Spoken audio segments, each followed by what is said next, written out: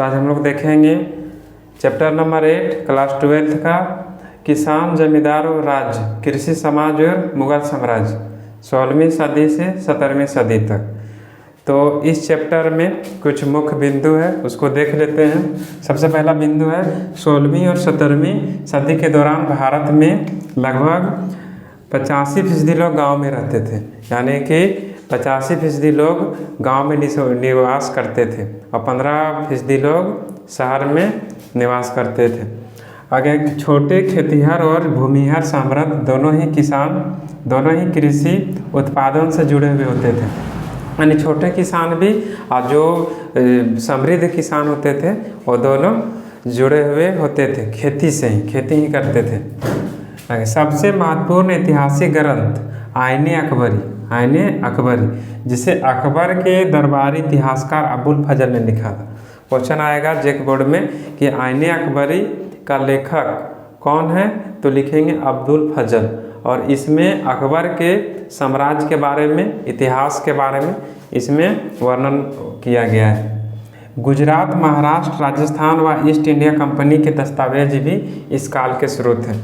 हम लोग जो इस चैप्टर में जो पढ़ रहे हैं, यानी किसान के बारे में, जमींदार के बारे में, राज्य के बारे में, तो इसमें हम लोग देखेंगे कि जो ये सब साक्ष्य मिला है तो ईस्ट इंडिया कंपनी के दस्तावेज से, गुजरात, महाराष्ट्र और राजस्थान के जो दस्तावेज है उससे।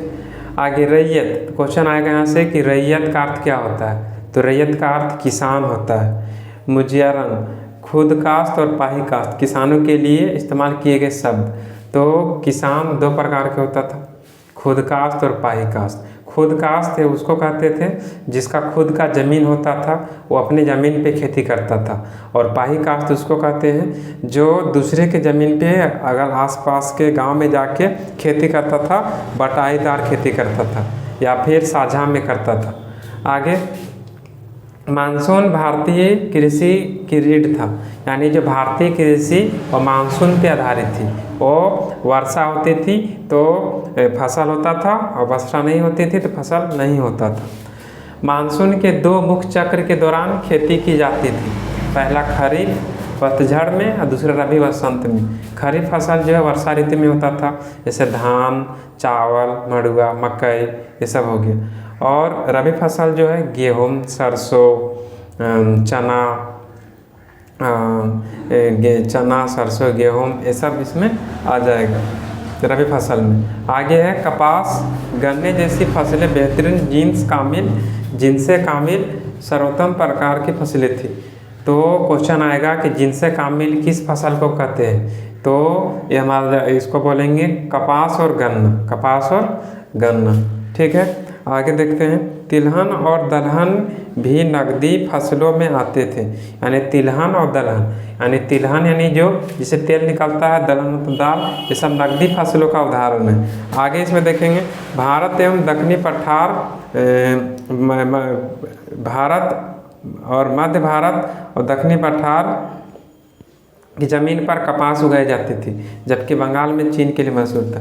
यानी जो गन्ना की खेती अधिकतर बंगाल के भागों में होती थी और कपास की खेती दक्कन के पठार मध्य भारत में होता था, कपास की खेती। ग्रामीण समुदाय में 3 घटक थे जो गांव में रहते थे, खेतिहर किसान जो खेती करते थे, और पंचायत और गाँव की मुखिया।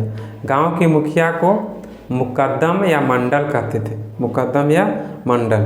17वीं सदी में मारवाड़ में लिखी गई एक किताब राजपूतों की चर्चा किसानों के रूप में करती थी, यानी एक पुस्तक है मारवाड़ के द्वारा लिखा गया। उसमें बताया गया है कि जो राजपूत लोग भी थे वह किसान होते थे, खेती करते थे।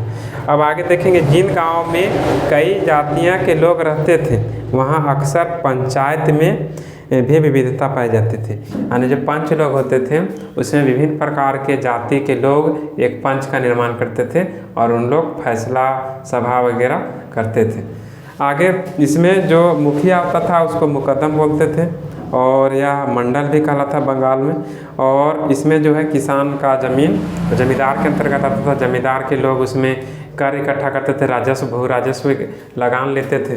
ठीक है, अब जब खेती हो जाता था तो खेती में कृषि में स्त्रियों का भी भूमिका अधिक होता था, यानी स्त्रियां भी पुरुषों के मुकाबले कंधे से कंधे मिलाकर वो साथ देती थी, सहयोग करती थी। यानी जो स्त्रियां हैं वो फसल की बुआई, रोपाई, कटाई, ठीक है, ये सब का काम करती थी और फसल को दाना निकालने का काम करती थी और इसको बाज़ार में बेचती भी थी। इस प्रकार से महिलाएं भी इसमें भागीदारी होती थी।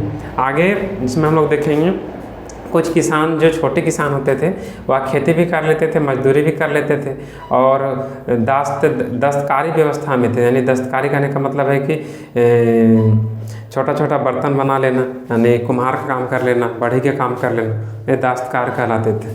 तो जमींदार का भी जो समृद्धि किसान थे, यानी जो समृद्ध, यानी कहने का मतलब है कि जो अमीर जमींदार होते थे, जो समृद्ध सुखी संपन्न होते थे, उनका ज़मीन, व्यक्तिगत ज़मीन, खुद का ज़मीन होता था और उसको मिल्कियत कहते थे। क्वेश्चन आएगा कि मिल्कियत किसको कहते थे, तो जमींदार के व्यक्तिगत ज़मीन को मिल्कियत कहते थे। जमींदार के व्यक्तिगत यानी खुद का ज़मीन को मिल्कियत कहते थे। ठीक है, इसे हम लोग यहीं तक रखेंगे, आगे इसका पार्ट 2 में देखेंगे।